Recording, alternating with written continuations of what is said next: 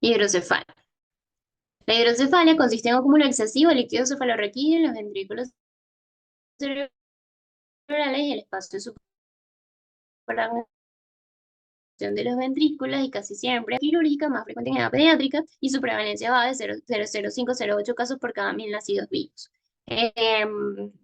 Viendo un poco de la fisiopatología, la mayor parte del líquido cefalorraquídeo se va a producir en los plexos coroideos, en los ventrículos laterales, 500 ml día, en adultos aproximadamente, y este líquido cefalorraquídeo va a salir de los ventrículos laterales por los agujeros de Monroe hacia el tercer ventrículo y pasa por el acueducto de Silvio para llegar al cuarto ventrículo, del que sale a través de los agujeros de Luschka y Magendie hacia la cisterna magna. Entonces, desde aquí, el líquido cefalorraquídeo va a la cisterna de la base y llega con la convexidad craneal y la mayor parte se reabsorbe a nivel de los senos venosos durares en las vellosidades aracnoideas.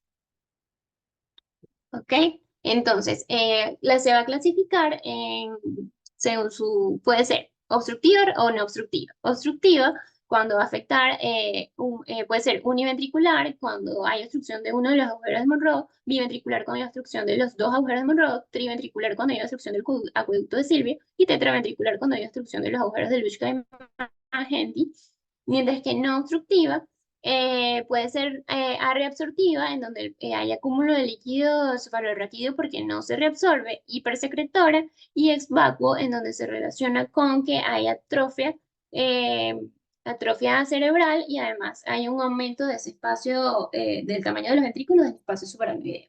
Además puede ser congénita o adquirida, congénita por efectos de tubo neural, estenosis del acueducto de Silvio, causas genéticas, malformación del sistema nervioso central e infecciones intrauterinas. Mientras que adquirido puede ser posterior a hemorragia, a tumores o infección del sistema nervioso central. Bueno, las manifestaciones clínicas van a depender si son lactantes o niños mayores. En los pacientes lactantes, antes del cierre de las suturas, frecuentemente van a presentar aumento del perímetro cefálico. También pueden presentar irritabilidad, vómitos, mientras que ya en niños mayores va a presentar cefalea, que puede ocurrir en las mañanas, puede asociarse a náuseas y vómitos, y también puede observarse cambios en el comportamiento y letargia. El paciente va a presentar macrocefalia, dehiscencia de las suturas y más que todo en la prominencia frontal. Puede ser de instauración progresiva. Los casos de instauración aguda se genera abombamiento de la fontanela anterior. El paciente puede presentar diplopia, afección del sexto par craneal, nistagmo, incapacidad para la supraversión ocular, papiledema, espasticidad sobre los miembros inferiores. Pueden presentar pubertad precoz y entre otros signos, el distrafismo, alteraciones fenotípicas asociadas a síndromes como síndrome de Apert. Vamos a destacar una de las afecciones más temidas, que sería el papilema en estos pacientes. A la hora de evaluar a un paciente con hidrocefalia, debemos de descartar que no exista papilema.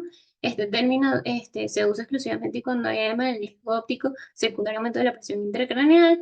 Dentro de la fisiopatología, como podemos ver en la imagen, hay una alteración en el flujo exoplásmico que va a causar edema por éstasis, acción y fuga. Va a haber un aumento de la presión intracraneal que se transmite a lo largo de este espacio subaracnoideo. eh, y esta vaina del nervio óptico actúa como torniquete y el aumento de la presión intracraneal va a conducir a un aumento de la presión del tejido del nervio óptico que va a alterar el gradiente de presión y produce éxtasis. Bueno, las causas, bueno, el cráneo que sea demasiado pequeño, aumento del volumen del cráneo que es mayor que para el cráneo, cuando hay obstrucción del flujo de líquido cefalorraquídeo, aumento de la producción o reducción de la absorción. El paciente, como ya les mencioné los síntomas, depende de la edad, cefalea, vómitos, náuseas, tinnitus, diplopia. Entonces, la apariencia del signo, de la apariencia del disco óptico, bueno, vamos a tener signos mecánicos, como son la elevación del disco óptico, los márgenes del disco poco definidos, va a estar hematizado, no se va a visualizar la excavación fisiológica, edema de la capa de fibras nerviosas peripapilares, pliegues retinianos o coroideos y abanico macular. ¿Cuáles van a ser los signos vasculares? Bueno, el paciente va a tener dilatación venosa, tortuosidad vascular, hemorragias, manchas algodonosas y exudados.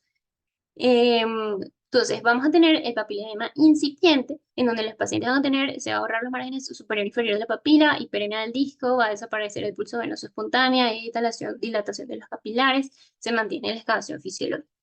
Cuando está establecido, bueno, los bordes van a perderse la definición de los bordes, va a haber elevación de la papila, microinfartos, exudados algodonosos, hemorragias en llama, pliegues concéntricos de la papila denominadas líneas de Panton, exudados maculares lipídicos en estrella, y ya el papilema crónico van a desaparecer progresivamente los componentes exudativos y hemorrágicos, los márgenes papilares pueden estar definidos, hay una elevación de la papila y la superficie de la papila puede estar borrada, la papila tiene aspecto de corcho de champán, los capilares dilatados y pueden aparecer cuerpos hialinos. Y ya en el papilema atrófico, aplanamiento y palidez progresiva de la papila con persistencia de aborramiento vascular, el disco aparece atrofiado, los vasos retinales atenuados y podemos tener cortocircuitos optociliares. Aquí vemos un sistema de clasificación que los voy a dejar aquí para que los puedan revisar con detenimiento. La escala de Friese, en donde dividen el papilema en la etapa 0 etapa 5, que va desde el disco óptico normal difuminado en los polos nasal superior e inferior, con proporción inversa del diámetro del disco, hasta la etapa 5, donde hay un papilema severo con protuberancias en forma de cúpula que van a representar la expansión anterior de la cabeza del nervio óptico. Aquí les traigo ya más gráficamente. En el grado 1 vamos a tener un halo grisáceo que rodea al disco. Vamos a tener que se va a mantener lo que es el margen temporal del disco y va a haber una disrupción de esta estriación de la fibra del nervio óptico. En el grado 2, ya este halo se hace circunferencial, ya vemos una elevación del borde nasal, hay oscurecimiento, no hay oscurecimiento de los vasos, mientras que en el grado 3 ya hay oscurecimiento, vemos aquí en la flechita de diversos vasos, hay elevación de todos los bordes del disco y hay un halo circunferencial, mientras que en el grado 4 ya hay obstrucción de la mayoría de los vasos, completa elevación de la copa, del nervio óptico y un halo circunferencial. Ya en el grado 5 es lo mismo que el grado 4, pero ya hay afección de todos los vasos, van a estar, como los vemos aquí, o- eh, hay una afección de todos los vasos, como vemos en la imagen. ¿Cómo va a ser el diagnóstico? Bueno, principalmente el examen del fondo de ojo. Hablan de otros métodos, hablan de ecografía con fluoresceína, autofluorescencia del nervio óptico, también tomografía de coherencia óptica. Y bueno, eso va a depender también de la edad del paciente y las condiciones también del paciente que lo permitan. También se puede hacer resonancia magnética con contraste y bueno, el paciente dependiendo de la condición en la que se encuentre, se debe realizar punción lumbar. Dependiendo de, primero, ya ahorita les voy a mencionar en qué momento se hace la punción lumbar. Hay unos criterios de Dandy, que dependiendo de los hallazgos de imágenes y si hay presencia o no de papiledema, se puede hablar de una hipertensión intracraneana definida o probable. El manejo, bueno, tratar la causa subyacente siempre es lo que se busca para poder tratar la hidrocefalia. Buscamos siempre preservar la visión y aliviar los síntomas colaterales. Pruebas de imagen, siempre la recomendada es la resonancia magnética, pero en neonatos y lactantes se puede hacer un eco transfontanelar, en donde se va a ver una fontanela anterior abierta y además, pero siempre se debe complementar con la resonancia. Y en los niños mayores se puede realizar tomografía de cráneo, una prueba accesible y rápida, no merita sedación, y se va a ver un edema transepidemimario, algo de hipodenso periventricular y puede permitirnos distinguir de una hidrocefalia aguda. Entonces, en la imagen, en resonancia, en esta resonancia magnética, podemos tener hallazgos de que hay presión intracraneal alta, como por ejemplo silla turca vacía, la vaina del nervio óptico puede estar dilatada, tortuosidad del nervio óptico, vertical o horizontal, aplanamiento posterior del globo ocular, Algunos grados severos de edema del disco óptico pueden notarse como una protuberancia en el nervio óptico, en la porción intraocular. Ectopia amigdalina de los pacientes con papiledema es importante porque nos va a dar un riesgo de herniación en estos pacientes. Y la venografía por resonancia magnética también puede considerarse para buscar signos de trombosis del seno venoso o estenosis. Bueno, ¿y la punción lumbar cuándo va a estar indicada? Bueno, se va a realizar después de que la neuroimagen no demuestre riesgo de herniación para documentar la presión de apertura de la composición del líquido cefalorraquídeo para descartar causas neoplásicas, infecciosas o inflamatorias. Como mínimo se obtiene la presión de apertura y se va a buscar niveles de glucosa, proteínas, recuento celular y cultivo diferencial. En caso de hidrocefalia obstructiva, la realización de la punción lumbar está contraindicada por el riesgo de herniación. Y en algunos casos de hidrocefalia no obstructiva puede ser útil para medir la presión intracraneal y para realizar diversos estudios.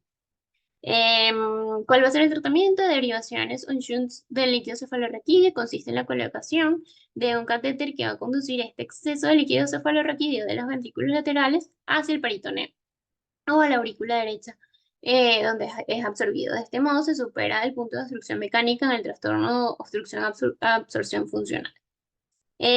Complicaciones, bueno, infecciones, que el drenaje sea insuficiente por fallo mecánico o que haya más drenaje del debido. Además, hay otra tendencia que es la ventriculoscopia endoscópica del tercer ventrículo, que como vemos en la imagen consiste en la apertura de un orificio en el suelo del tercer ventrículo para permitir el flujo de líquido cefalorraquídeo a la cisterna prepuntiva.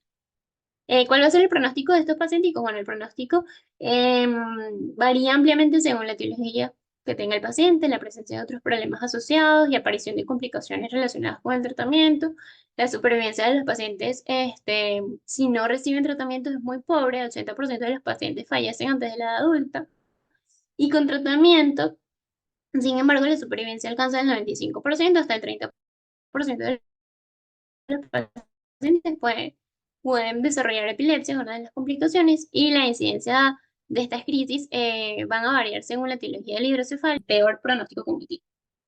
Y así finalizamos la ponencia de hoy. Si tienen alguna